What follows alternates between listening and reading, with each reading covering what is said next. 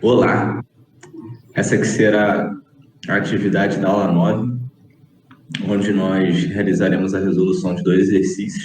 Nosso grupo é composto pela Bia, pelo Vitor e pelo Gabriel.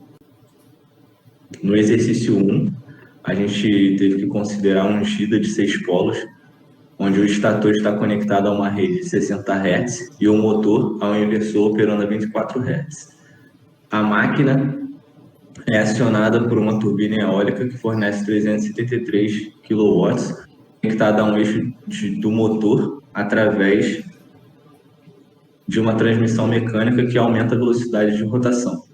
Onde na letra A a gente vai calcular a velocidade quando operando em modo subsíncrono. Na letra B nós vamos determinar os valores das potências supridas ao estator, ao rotor e à rede, admitindo que as perdas no sistema sejam desprezíveis. E na letra C, a gente vai refazer os itens anteriores, considerando que a velocidade de rotação seja supersíncrona.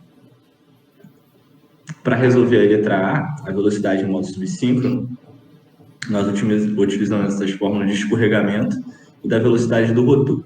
Para calcular as velocidades, nós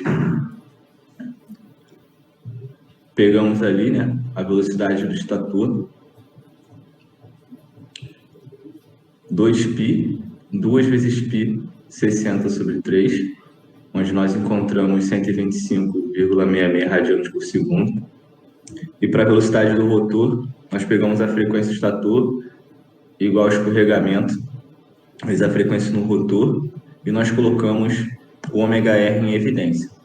E aí nós obtivemos 60 menos 24 vezes 2π sobre 3, e nós encontramos o ômega-r igual a 75,40 radianos por segundo. Agora a gente vai resolver a letra B, desse primeiro exercício, sobre o modo subsíncrono do nosso gerador, Como a gente está com uma máquina motriz ali conectada no nosso eixo, então a gente vai considerar isso aqui como sendo gerador. Então, para essas condições, para o gerador funcionar em modo subsíncrono, a gente tem o escorregamento aqui entre 0 e 1, e o módulo da nossa potência ali do estator é maior que a potência ali do rotor.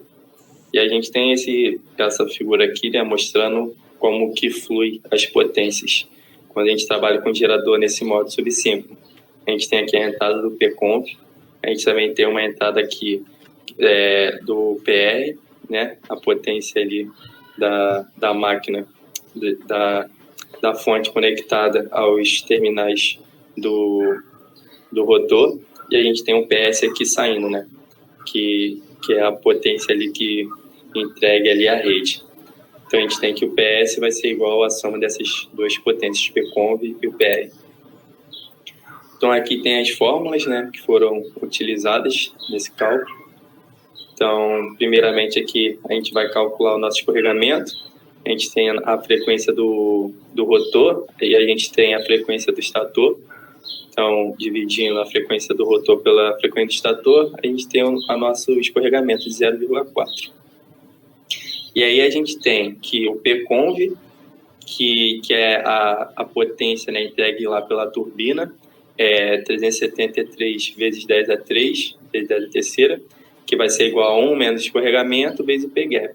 Então, o Pconv dividido por essa parcela aqui, 1 menos 0,4, vai dar o nosso Pgap, que vai dar igual a 621,67 kW. Então, esse é o nosso Pgap. Então, por consequência aqui, utilizando essa terceira fórmula, a gente acha o nosso PR-gap, que vai ser igual em módulo 248,67 kW. E só para comprovar, para ver se está certo, quando a gente faz a somatória aqui do PConv e o Pgap sem usar o módulo, a gente acha esse PConv aqui, A gente soma essas duas potências sem usar o módulo.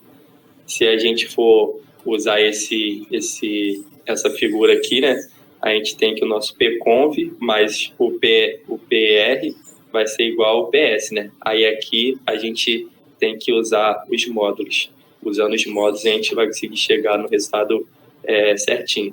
usando essas fórmulas aqui, a gente não precisa utilizar os modos. Agora a gente vai falar aqui do modo subsíncrono, né? No modo subsíncrono ele tem o S aqui menor que zero, o PS também, o modo do PS maior que o modo do PR, e a gente tem esse fluxo aqui de potência, onde a gente tem o PConv entrando, o PR saindo e o PS também saindo. Então aqui a gente vai calcular, né? A gente tem o escorregamento, né? Ele no modo subsíncrono, né? Ele foi 0,4, então aqui no modo supersíncrono a gente vai considerar ele como sendo menos 0,4. Então, através dessa fórmula, o ômega S, né, ele permanece o mesmo, porque a velocidade ali do estator ele não é modificada. Então, através dessa fórmula, a gente consegue achar o nosso ômega R, né? Então, o nosso ômega R aqui vai ser menos 175,93 radiano por segundo, né? E pode ver como é supersíncrono, a velocidade do rotor está maior que a velocidade síncrona, né, do nosso campo síncrono lá. Então, a gente tem aqui fazer a comparação, né, a velocidade aqui do campo né, é 125 e a velocidade do rotor é 175. Então, isso aqui consta que a gente está no modo supersíncrono. Então, agora a gente vai usar as mesmas fórmulas que foram utilizadas antes. Então, a gente, para achar o Pgap, vai ser o Pconv sobre 1 mais 0,4, né? Que aqui, como S é menos 0,4, menos com menos fica mais, então aqui fica mais 0,4. Então, a gente tem o PS igual a 266. Usando essa outra fórmula aqui para calcular o Pgap, a gente tem aqui menos, entre parênteses, menos 0,4 vezes o PS. Então, isso daqui vai dar positivo. Aí a gente vai ter 106,57, né? E fazendo o somatório delas, usando a fórmula ali mais genérica, que é o Pconv igual sendo a somatória das potências. Então, a gente chega no Pconv bonitinho, né? E aqui, né, olhando aqui o diagrama, é isso mesmo, né? A gente tem que o Pconv é a soma das outras duas potências. Para resolver o exercício 2, então, a gente tem dois motores de indução de rotor bobinados de 6 e 4 polos, operando numa frequência de 60 Hz. A gente tem que esses motores são respectivamente de 25 HP e 75 HP, e eles são conectados em gigas. A gente tem que instalada aí uma turbina eólica para operar como aerogerador com esses dois motores.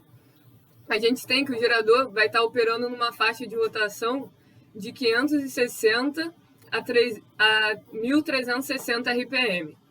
A gente vai estar querendo determinar a faixa de frequência que a nossa máquina controlada deve ser alimentada.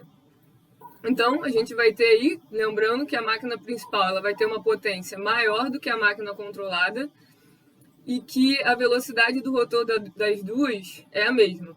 Então, partindo disso aí, que a velocidade do rotor das duas é a mesma, a gente tem essa fórmula daí de baixo. Só que nessa fórmula daí, a gente usa a nossa velocidade em radiano por segundo. Então, consequentemente, a gente vai estar passando aí nossas velocidades para radiano por segundo, para estar substituindo, então, na nossa fórmula de cima e obtendo as frequências da nossa máquina controlada para essas duas velocidades para essas duas velocidades, 560 RPM, na qual a gente achou uma frequência de 50,67 Hz, e a uma velocidade de 1.360 RPM, chegando aí na frequência de 37,33 Hz. Conclusão, a gente vai ter aí que a nossa máquina controlada vai ter que estar sendo alimentada com uma frequência numa faixa de 37,33 Hz até 50,67 Hz.